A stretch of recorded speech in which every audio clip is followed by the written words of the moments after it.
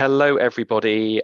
My name's Josh Berle. I'm with Mastercard, and I also chair Project Inclusion at the Payments Association. Today, we have the privilege, as part of our project looking at payments, inclusion, and the cost of living, to be talking to two support workers from the not-for-profit organization Social Bite. And to talk about their experiences. Before I introduce them properly and get them to talk a little bit about what they do, just a little bit about Social Bite itself. So Social Bite is a fascinating NGO set up by some students in Edinburgh who established a cafe, saw that a significant contingent of customers were homeless people.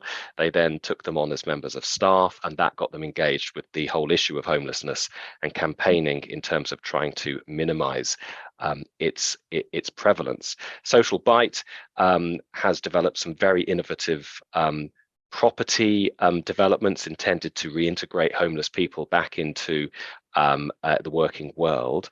And they're also behind the Big Sleep Out, which was a campaign run a few years ago prior to the pandemic to raise awareness around homelessness. So it's with great pleasure that I introduce Ambreen, Malik and Barbara Haig. And Ambreen, if you'd like to talk a little bit about the specifics of what you do. I'm a training and support worker for Jobs First program. Our Jobs First program focuses on providing real opportunities to people who have experienced homelessness. The crucial part of the program is trauma-informed support, and that is offered to every employee as part of their employment. It's like a wraparound support. Basically we build scaffolding so they can go to work and around, because a lot of things are happening in the background. So just to sort out, assist them to sort it out and move forward. So that's my job. Empower Super. them. Fantastic. Thank you. That's fascinating. And I'm sure we'll want to go into a bit more detail about what that entails and what your clients and your community actually feel about what you do and the impact currently of cost of living. Barbara Haig, over to you. Tell us a little bit about yourself. Hi, I'm Barbara Haig. I've been with Social Bite about 7 years, so seen a lot of the early development and where we are now. And I'm a senior within the social impact team, which is growing exponentially to meet the growing need in different areas, whether it's housing, jobs, food. Certainly, we've seen such a huge increase in food. And when you mentioned earlier about the pandemic, we're seeing quite a lot of crisis. And, we get through one hurdle and then we're presented with another, just like what we're going to be talking about today, and that's cost of living. Yeah. So would it be fair, therefore, to say that, Barbara, you're kind of dealing with the sort of operational and tactical element of people's issues, whereas Ambreen is a bit more strategic, in other words, trying to set up the longer term prospects of people in the homeless community. Is that Yes, a fair way of it's fair, but you will find me standing at the door, doing various roles and having a lot of contact with our homeless and people in poverty. That's the heart of what I do. I just love that engagement, and it's really good to keep that in check, because we can drift off and do different things, but it's really good for the whole team to engage with food events to the crux of why we started. It's a big, massive value for us, keeping very much in touch with those who need us the most and listening to those needs. Okay, so well, let's turn to the matter at hand then, the cost of living crisis. Now, obviously, the communities you work with, you might say, are permanently engaged in a sort of crisis situation. So what's new in that sense? But it would be useful to understand what might have changed over the past year, whilst life has got harder for everybody, but I guess particularly so for the communities that you represent. I think there was a safeguard housing wise during the pandemic for no evictions. So for anyone falling behind on rents, there was a moratorium in place, so no one could be evicted. And now that's lifted. So we're seeing a lot more evictions starting to take place. So I guess that is something that has occurred post-pandemic as we headed into the cost of living crisis, we're certainly seeing a lot more people in poverty than we've ever seen before, where it was predominantly homeless that were coming to our service, rough sleepers, those in temporary emergency accommodation, those in supported accommodation that are homeless, those with no recourse to public funds. And now we're seeing a bit less rough sleepers, but a lot more people that are in poverty. And that's a really broad age group. We're seeing a lot of pensioners where the pensions aren't really sustaining them, so they are all coming for free food. I'm certainly seeing a huge increase in that with an elderly population. We're also seeing, sadly, admissions to hospital. So there's been 70 admissions so far in Glasgow for malnutrition, but it feels as though we're using first world solutions when it's third world and at some points when there's crisis. So certainly for the social care system, there really does need to be an overhaul of how we look at crisis responding, because the cost of living, that might ebb away, but there's another crisis. Just like we've seen with the war in Ukraine, the issues around climate affecting us all. And, we've had Turkey, there's always something that comes along that we all need to respond to. Cost of living is no different from those. And there needs to be a lot smarter responding to crisis. And it's not quite joined up yet. So what you're saying is, therefore, it's perhaps wrong or not helpful to exceptionalize the cost of living crisis, because there's always something happening that's going to affect different constellations of people. Ambreen, how has the cost of living affected the role that you have in terms of reintegration of people? So it is basically threatening the health and well-being of people. Like Barbara said, that the demands of service is rising, and we are seeing a different profile of people, and people cannot afford the basics, including food, fuel, energy, transport, debt, and it's causing a lot mental health impacts. It's potentially becoming a mental health crisis. And people like who I work with, they have jobs, okay, but still they cannot be, they cannot afford, so they starve themselves, they cut the cost. But how can people cut cost on basic things, which is beyond me? And the first thing, I've seen is they feel ashamed to ask for stuff. Mm-hmm. Because they have a job, they're moving forward, but now like they're in this, situational, environment, and they can't, seem to get out. And it's like the mental health is dipping. That's the most I've seen. The people are having mental health issues because really they're stressed out. They're struggling to pay, and the debt is like growing and growing. So that's what I'm seeing. Yeah. There's so much shame. Ambreen, there's what I'm seeing as well from your client group is the shame that's associated with it. And it appears that it's always the vulnerable that are attacked. So if they're not attacked in the media, they're attacked all round, they're judged because they can't afford things. And what's really quite interesting is we see the prices rising on very basic needs. Yeah. If we were to look at African nations where they are spending a fortune on water, a very basic need, we're seeing this here, and we've so commoditized essential basic things that we need to survive. And if we see home differently, if we start reframing what home means, instead of it being a commodity, then, there is for me, some light there. If we're able to say, this is where my babies were born, this wall is where I measured them as they were growing.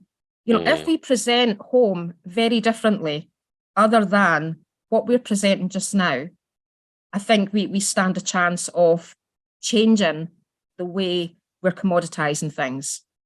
Because so in other words, home as a sort of sense of permanence. Yes. That can't just be removed, Yes. with relative ease. Yeah. Yes. Okay, well, look, that's fascinating and also quite difficult to hear, I think. But from an inclusion, a payments and inclusion basis, could either of you offer some insights into how, the money that people receive and the way in which that is controlled in its distribution and their access to money to then cover as best they can the various expenditures they have. Can you offer any sort of view on how that works for many of the people that you speak to and some of the problems that are there, and that maybe, therefore, the sector that I'm in with project inclusion might be in a position to make better? I think there needs to be a lot more work with government. Certainly, when I say the social care system needs overhauled, we also have to look at the way things are financed and what is financed. And I certainly feel that given the amount of mental health issues that we're seeing, admissions to hospital, I'm sure if there was really good research out there, if people were given enough money to live on, then a lot of these services wouldn't need as much funding as they are receiving. I think it just needs to be really cleverly looked at. And there is this myth that homeless are the most affected. We have a lot of people in hostels who are not paying for gas and electric and are a bit less affected. But there's this middle ground of people working, which Ambreen sees with Jobs First, who are starting back at work and, on living wage, and it's just not holding them. It's just not sustaining them. And, if there was a bit more love and joy in people's lives where they do have a quality of life, my goodness, people are just trying to survive. Yeah. And they're using their survival instincts, and that's bringing these anxieties and depression. And they can't afford what they imagine other people can.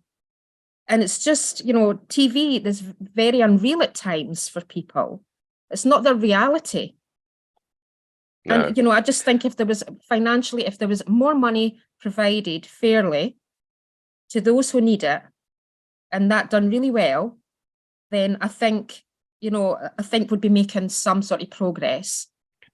So sorry, Ambreen, yes, over to you. I think in the short term, focus on cash first, direct financial support, or, begin, action of long-term issues to break out the cycle of lurching from crisis to crisis. We need to improve school meal uptakes. We need to have a council tax reform. People are getting into falling into areas, rent areas. They are at risk of, falling into problem debt. So this is all affecting it, so now some people cannot afford heat, so what happens? They have hypothermia then, and they're ashamed to ask for things. For instance, somebody asked me for socks, it just breaks my heart to see okay, we live in this country and then somebody, can't even afford a pair of socks. These are basic things. So people are cutting back on how they spend on food or eating less for, malnutrition now. Yeah. And, even though we want to hold government councils to account, we also need to hold businesses to account. There's a lot of exploitation that's going on, and they've all got corporate and social responsibility, and, they've all got values.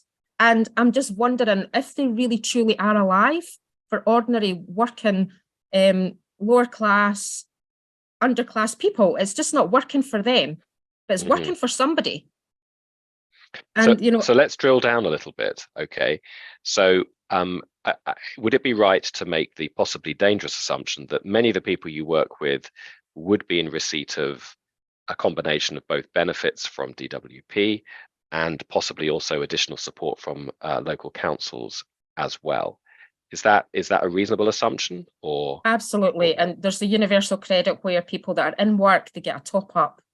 And, even when people are in work, they don't want another handout for the government. They want to be self-sustainable, but they are still reliant, even though they're working.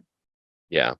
So does that mean that there is both a problem with the amount they are given, i.e. it's not enough, It's not or enough. what about the way in which it is provided? I mean, we're fairly familiar, aren't we, with the various arguments that were made a few years ago and possibly still now about the fact that it was a monthly payment. I think there's a bit more flexibility now, and that was going to create issues. Do you have any insight into some of the the mechanisms of delivery, in addition to purely the amount that's given, that create a problem and that might be something that could be looked at? I think it was absolutely ridiculous when people were given the responsibility to pay for their rent and to pay for things, instead of it going direct to landlords, going direct to people to then pay.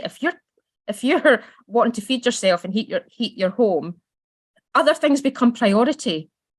Yeah. So that was just absolutely ridiculous. And why they thought, let's make people responsible for their bills and paying for their housing. I mean, housing's gold. They need that paid for. And there's also this waiting time, this whole waiting time when you start work, or you leave work, you're made redundant or whatever it is, and then that time before your first payment comes in, it's ridiculous waiting times. You could be up to about 6 weeks to get money. So then that's food banks, it's free food services, it's scrimping and scraping to try and make ends meet, plus potentially find fares to go to work. It's ridiculous. So it's not really helping people into work. And then when you're falling out of work for whatever reason, it's really humiliating, that wait, because that's what you're worth. The other thing is we actually, like Babs will back me up, because we work with traumatized people. This means less appetite for the, self-advocacy. They first have to survive in order to do any advocacy for themselves. So that's just, it's one of the things, because, first of all, they already have low self-esteem, and then the self-esteem is building up, the confidence building up when you start working, when you have a sustainable income, but the benefits do not match the current environment. So I think we need more funding for third sector organizations. Definitely. And we need an emergency response to tackle this problem. I also see, Ambreen, you teaching people to be more resilient, when they're struggling, when they're in poverty, when they're, shamed, all of these things, when they've got low self-esteem. I'm seeing you and a lot of workers trying to build on that resilience, because all they're trying to do is survive. So can I ask what might be a little bit of a pointed question? In terms of the sector that I represent, so financial services, banking, etc., is there any specific problem that you have identified in respect of what that sector has done in respect of those people that you work with? And is there any specific thing or things that you would like to see the sector do to make life a bit easier, albeit for the very limited amount of spend that some of your clients actually have access to? I think for me, interest rates, there's just something around, those who are poor, they'll have a prepayment meter, and generally people who are poor have the prepayment meters, and they're charged more. They are charged the highest tariff. Yes. Now, if you look at credit, anything like that, interest rates are huge for the poorest because of risk. They are risk and they might not pay, but it's just totally unfair for people to be treated that way, that they have to pay even more. I see the poorest having to pay more than the richest. If you're getting a Sky channel, or you're paying that, you get your prices reduced. If you're always paying your monthly direct debits, how many times do we see that? You get the best deal if you're paying monthly on time and you've done that for years. You've always paid your debt on time, you get the best deals. But it's the poorest that pay and pay hard. Yeah. Which is maybe there's a certain level of irony, given that many will be on benefits and therefore do have a regular income to an extent, don't they? I mean, do you have any perspective on that?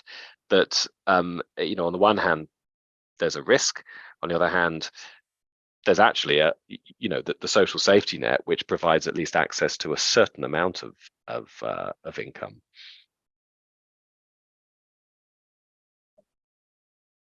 I don't know what to say to that. I'm trying to really find the positives. Yeah. When it comes to finances for people that are a bit poorer. I think I have had experiences of when people have had nothing and they've had to really, really, really budget. They're really good with money. Yeah. And people won't take the chance on them, but they actually are really, really good. Well, let's talk about that, because that's really that's very interesting. And yeah, I've heard the point made before, which is that people who have less are actually probably less of a risk because they've had to be, absolutely careful. They're used to not being able to be, wasteful. So can you maybe entrepreneurial? Yeah. Okay. So let's talk about that a little bit. So can you add any further color in respect of that, both being entrepreneurial and being extremely resilient from a budgeting perspective?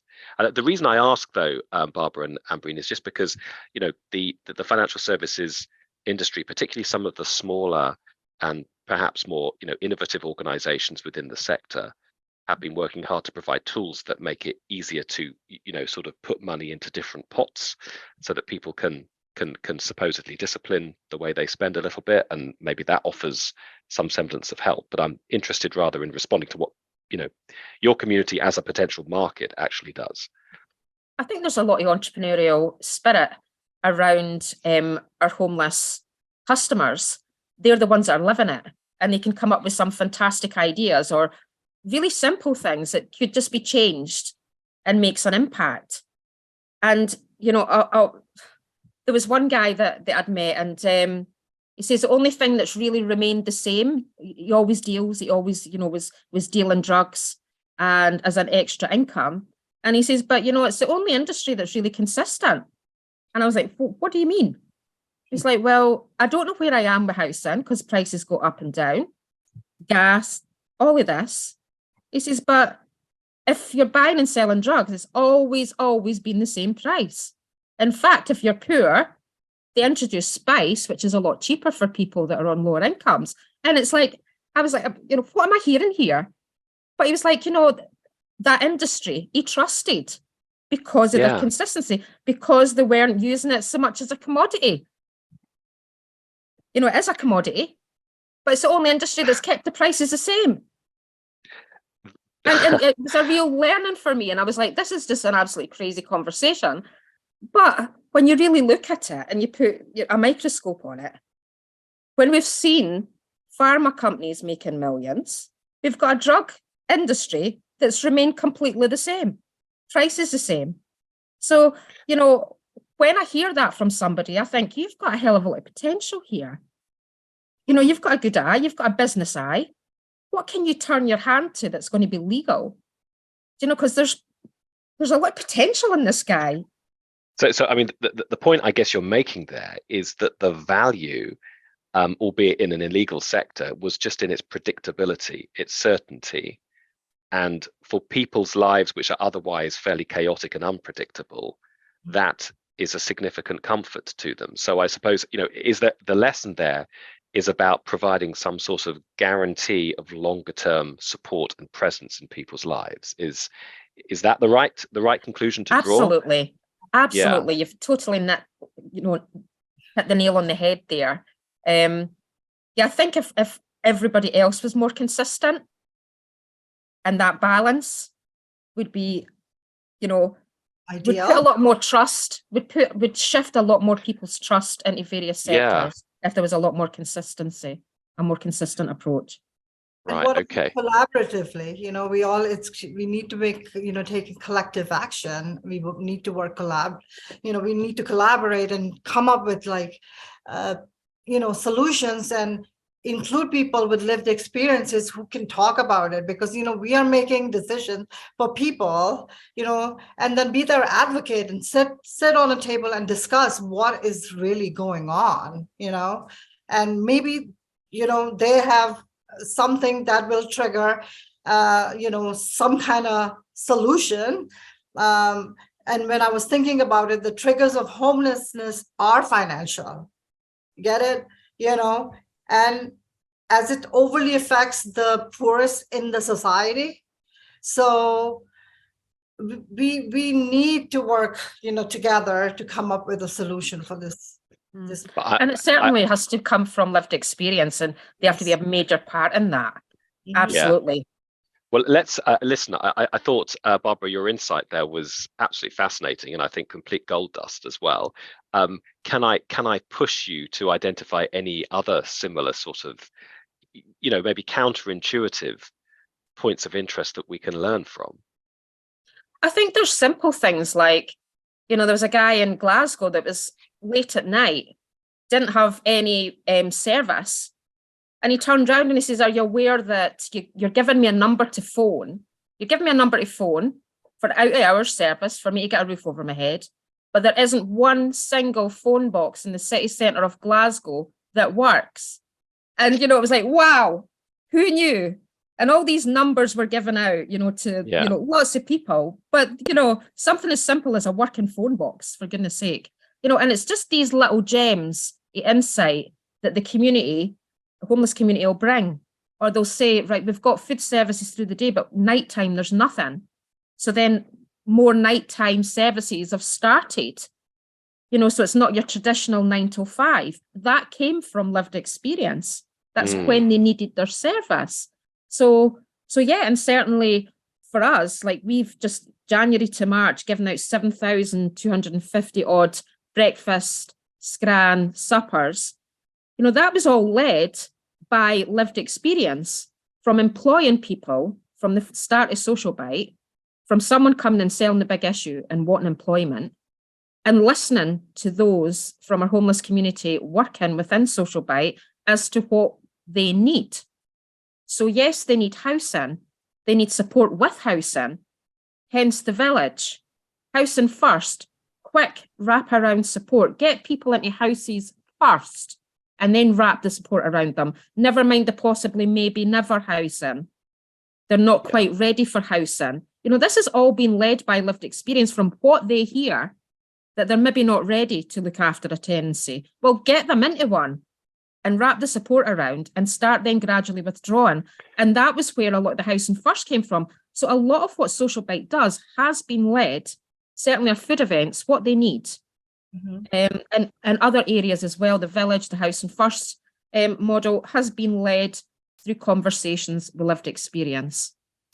So let me ask you then, in respect of the way in which your community handles money, okay, and we've in Project Inclusion, we've done lots of work to understand the problems of access to things like simple bank accounts, okay. How do most of your community handle money, and is that a problem? And what would they rather have? And what I'm getting at here is, can they get access to things that operate like bank accounts? Things that have cards attached to them or cash? Just could you offer some insight into the way things have been going and what my industry ought to be looking at to make life easier in that respect? It is slightly better. There was times where we just could not get bank accounts for people.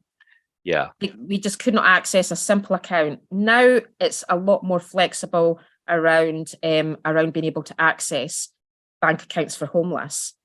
I find it quite interesting, the feedback I get from some where they won't go into a bank. It's too intimidating. So there's something about the way banks and things are designed that's quite intimidating for people.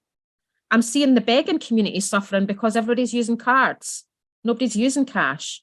So there has been a bit of a knock-on for people that are out begging for their gas and electric. Things like that, where people are not wandering about with ready available cash to hand out.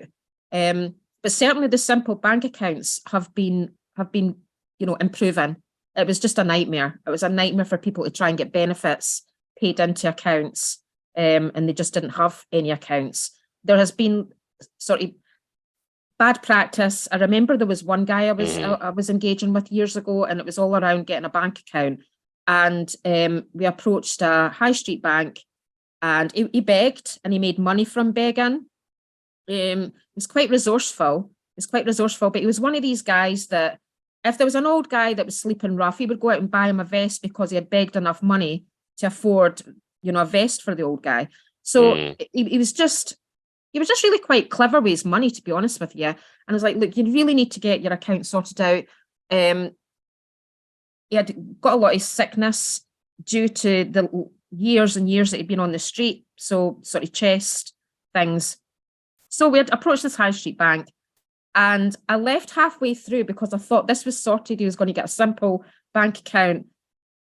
But I caught up with him after it, and he says, well, I told them that I was making maybe £100, £200 a week, sometimes, other times not.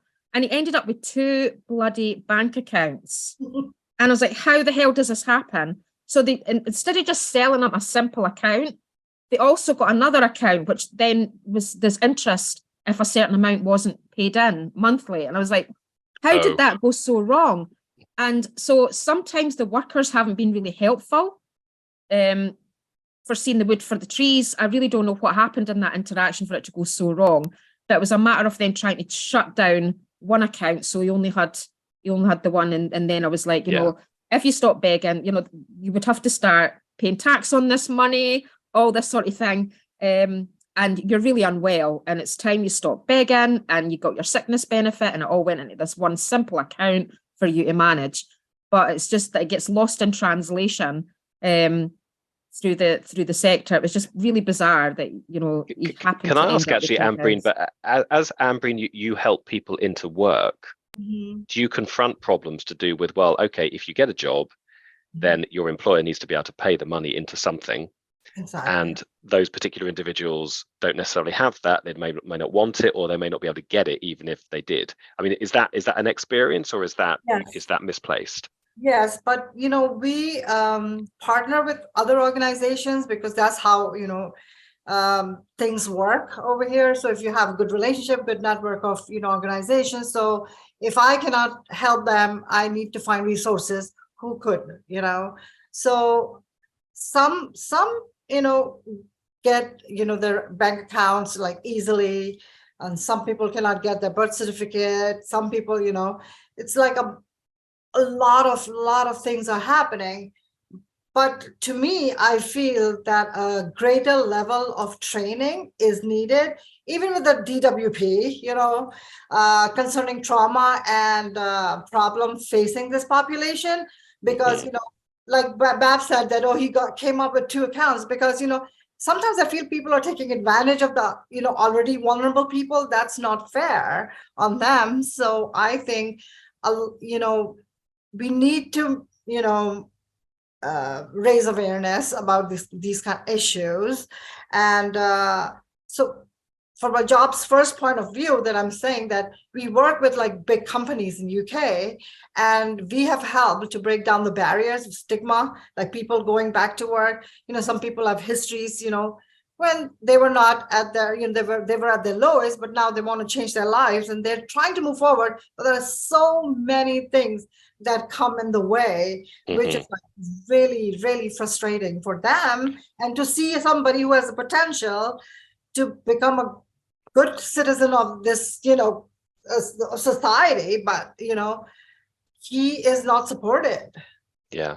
So just mentioning the partners, I just want to just add there is that it's moving away from selling to helping. Yep. Yeah. That's a very apt distinction, Barbara. And so my sort of follow-up question to that was, are you happy that, for your clients' exposure to financial services and banking, that you and they are being partnered with in the right kind of way? Or, are there any specific pointers you could give to the sector that I represent to, act in a more helpful way that, has an outcome that is going to be, directly useful to the sorts of, experiences that you've just related to us? I think it's more about helping, just reframing the way you work with types of people. And I guess we sort of market things to different levels, to different people. And I think that's part of it in a way. So I think sometimes we've struggled navigating the right ethical partnerships and really nailing that so that we can communicate and be all on the same page around what we need for social buy and what they need and what the people we support need. So I think those conversations are really helpful in trying to shape services that really meet the needs of those that are really poor and homeless. And a lot of it's breaking down some of the jargon, some of the talk, and just be coming from a place of kindness and of genuine help and concern. And it becomes less intimidating for those that are really quite disengaged. Yeah. Okay. Well, let's now just sort of turn to the future.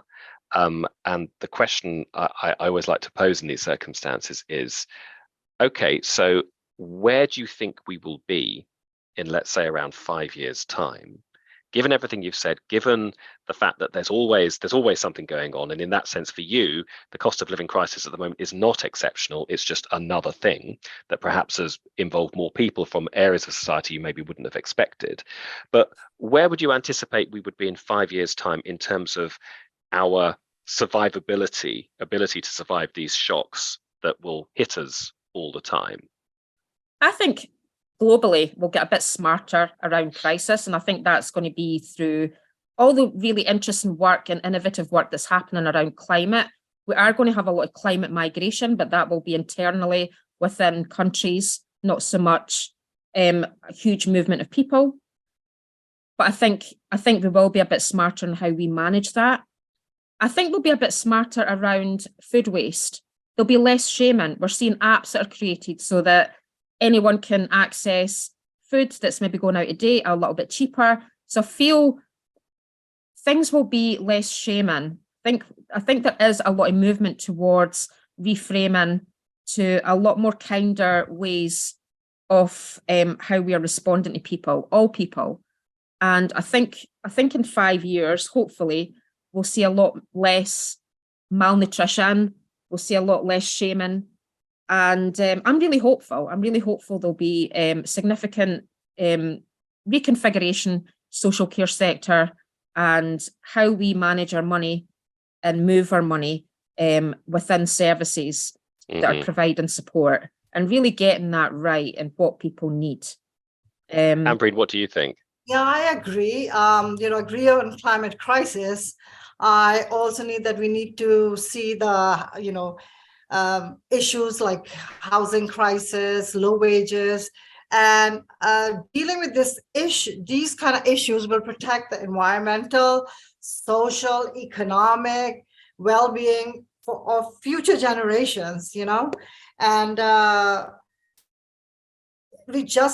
government needs to put in place, good plans and policies, and like Bab said, that the social sector has to be revamped, like how they do things.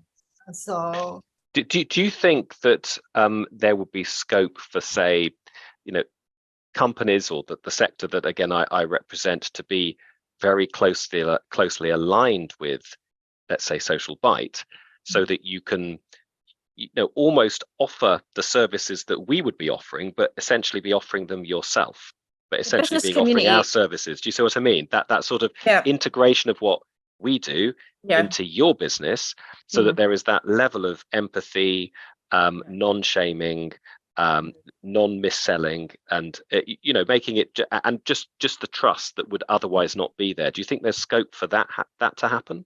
Absolutely. There's something really exciting about business, because charity was charity, and it was charity led, and it was all of that. But now there's so much integration with the business community, and certainly for me, it's really exciting, because when you've got business minds around a social issue, a lot of times they'll say, oh, that's solvable.